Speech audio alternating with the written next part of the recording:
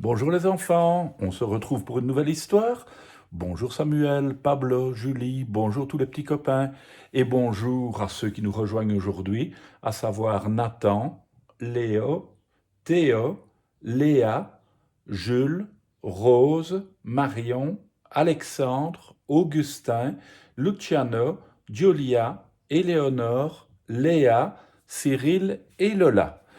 L'histoire du jour, c'est celle de Cédric. Cédric qui veut être fils unique. Alors on va découvrir immédiatement, si vous le voulez bien, ce qui arrive à Cédric. Dans la catégorie marmotte, Cédric est sans conteste le champion du deltaplane. Dès que le printemps pointe le bout de son nez, tout le village se réveille. Les marmottes accourent au pied du sommet favori de Cédric. Après une longue hibernation, hors de question de manquer ses loopings. Quand Cédric plane, un vent de liberté souffle sur sa houppette. Vue d'en haut, la vie semble si fantastique.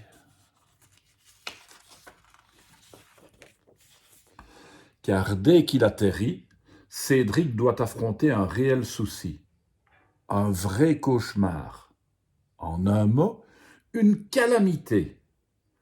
Pour le marmotton, cette menace est plus effrayante que l'abominable renard des neiges, pire que de rater l'heure des tartines à la confiture de trèfle. Cette menace, c'est Griotte.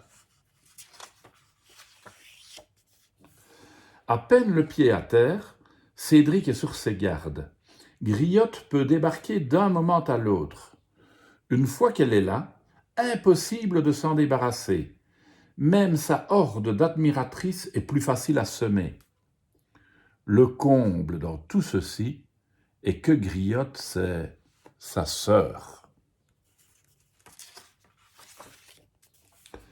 Lorsqu'il casse la croûte, Griotte lui chipe toujours la moitié de ses baies et tous les crocus qu'elle peut attraper. Pourtant, leur maman prend bien soin de leur donner la même quantité de fleurs et de fruits.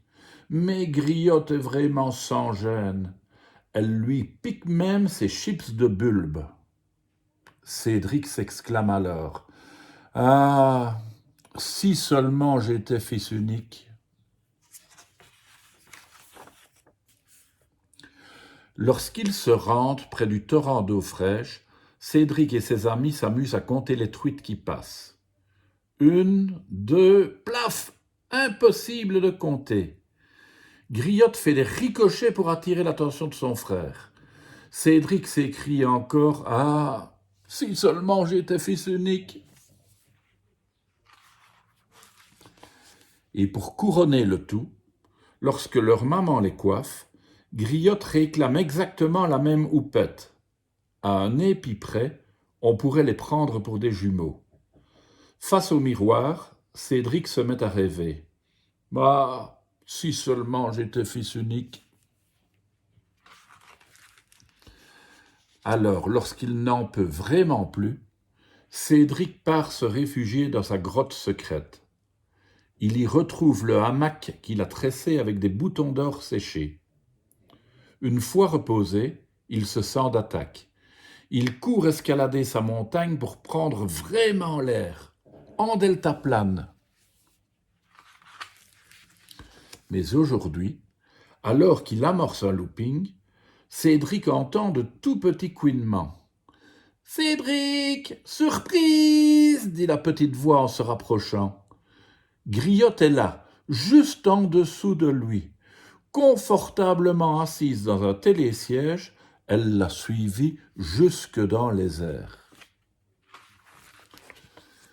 Cédric n'apprécie pas du tout la surprise.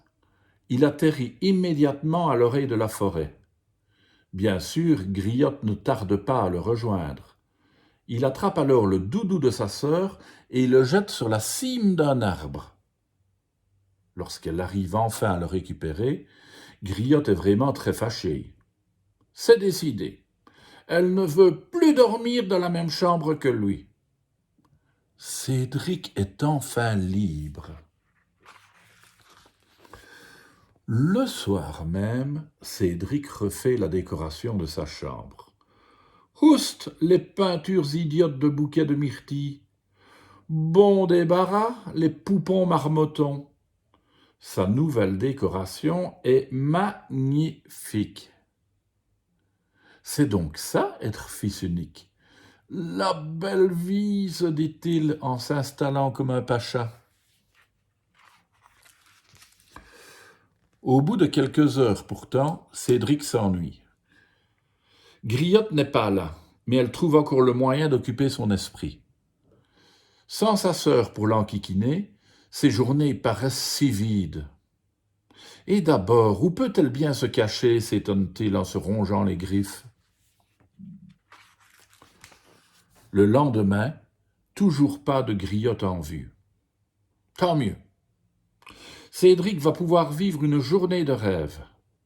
Mais aujourd'hui, face à sa grande montagne, il se sent tout petit. Surtout, il sait qu'une fois accroché à son deltaplane, il ne pourra pas s'empêcher de la chercher des yeux. Sa sœur lui manque tant. Cette nuit encore, Cédric ne sait pas où Griotte est allée dormir. Au petit déjeuner, il espère secrètement qu'elle va venir l'embêter. Mais Griotte n'est pas là. Cédric se cache derrière son château de biscottes et demande à sa maman en mâchouillant « Tu peux me servir du jus de sapin ? Et au fait, où est passée Griotte ?» On dit s'il te plaît, gros bêta. Griotte surgit de derrière la porte de la cuisine. Cédric reste bouche bée et Griotte en profite pour boire sous ses yeux tout son jus de sapin. Papa m'a accompagné à un stage de parapente. Bonne nouvelle, je suis une championne. Nous allons devenir inséparables, sur la terre ferme comme dans le ciel, continue-t-elle. Ne me dis pas que je t'ai manqué, frérot adoré. Cet après-midi, Cédric et Griotte gravissent leur montagne. Arrivé à la cime, Griotte se tourne vers son frère. « Maintenant que je suis une championne, j'espère que tu ne vas pas passer tes journées à me coller. »« Ah, si seulement j'étais fils unique, soupire Cédric en faisant un clin d'œil à Griotte. » Aussitôt, sa sœur lui réplique « Ta vie serait moins fantastique. » Voilà les enfants, à demain.